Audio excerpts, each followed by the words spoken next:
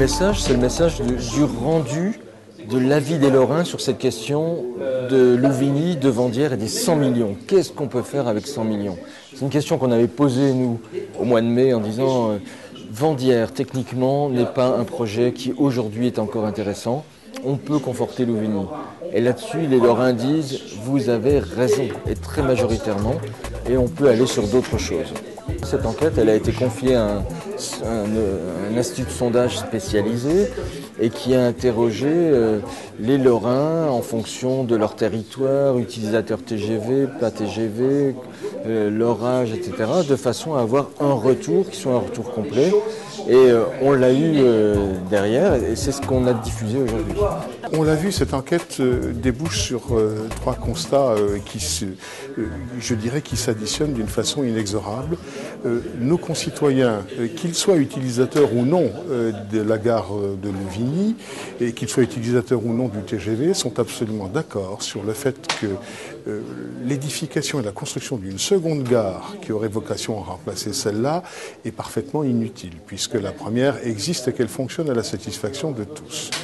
Deuxième évidence qui apparaît au travers de ce sondage, c'est que l'ensemble de nos concitoyens sont d'accord sur cette notion qui consiste à dire utilisons cette somme, cet argent d'une façon utile pour notre territoire.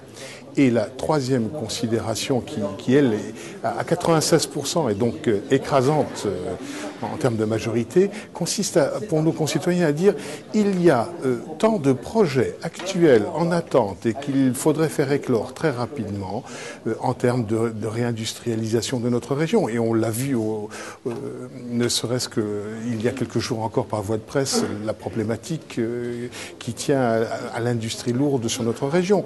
Donc il y a des alternatives à trouver au travers du projet Ulcos dont on a parlé et qu'il faudrait pouvoir faire éclore au travers de financements qui pourraient être pourvus au travers de ce qu'on ne ferait pas dans la gare de Vandières.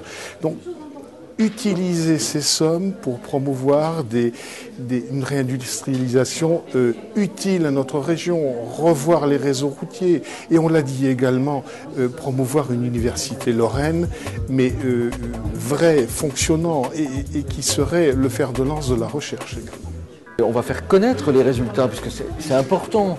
C'est important qu'autour de nous, déjà ceux qui doivent financer ces opérations de Vandières, les 100 millions en question, puissent se dire est-ce que je ne peux pas utiliser cet argent autrement?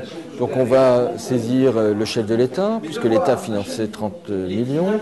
On va saisir le président de la région Lorraine, des conseils généraux, pour justement leur dire utilisons cet argent autrement. Et voilà les propositions qu'on peut faire. On espère que vous puissiez nous écouter.